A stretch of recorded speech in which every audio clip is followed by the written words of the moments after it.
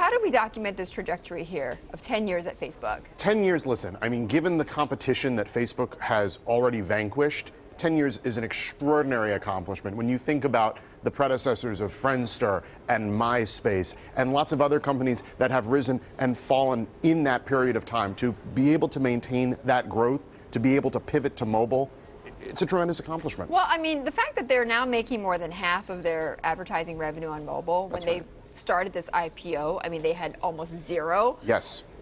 Is that all Zuckerberg?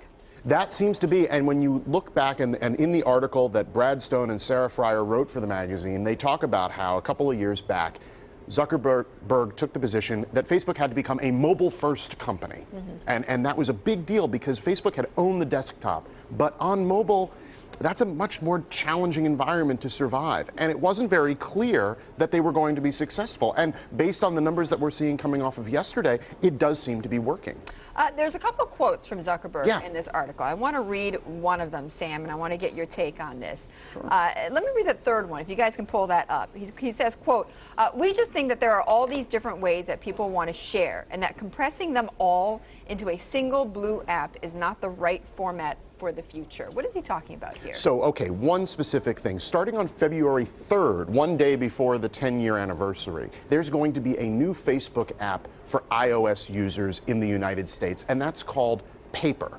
And what that is taking your news feed and recreating it in a much more attractive visual form, similar to companies like Flipboard, which have been doing this for a little while. Yeah. And it's going to allow you to spend more time on the stories that you're getting, to discover new information as well. And Facebook's really hoping that it might reinvent the mobile experience for Facebook users. Well, it sounds like, I mean, essentially any new app that comes out, or any new way that people are using their devices, Facebook wants to be there, right? They don't want the competitors, they want to be the creators. They want to create their own competition. If there's going to be a new idea that challenges what Facebook has been, they would like that obviously to come from within Facebook itself. Now, the problem, of course, is how many other competitors are out there. And they're coming in from lots of different places. It's not a straight ahead, we are just like you, but we're going to be brand X. It's WhatsApp, a messaging service. It's Snapchat, a photographic service. It's Line. It could be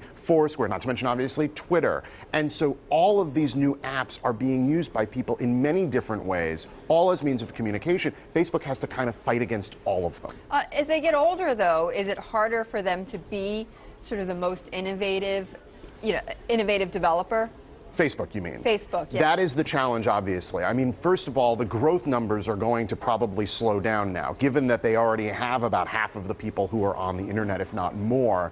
It's not going to be like the first 10 years. Getting that next group is going to be harder, and that's why, in fact, Zuckerberg is trying to sort of increase the pie with things like Internet.org and getting more people onto the internet. But they do have to maintain this single-minded culture of innovation and drive, which, by the way, they have managed to do quite well so far. They have managed that. I mean, you still think of it as a very new company, even if it is 10 years old. That's right. This point. Absolutely. Sam, I want to read another quote from Zuckerberg from this article. He says, quote, we're really at this point where we can take a step back and think about the next big things that we want to do.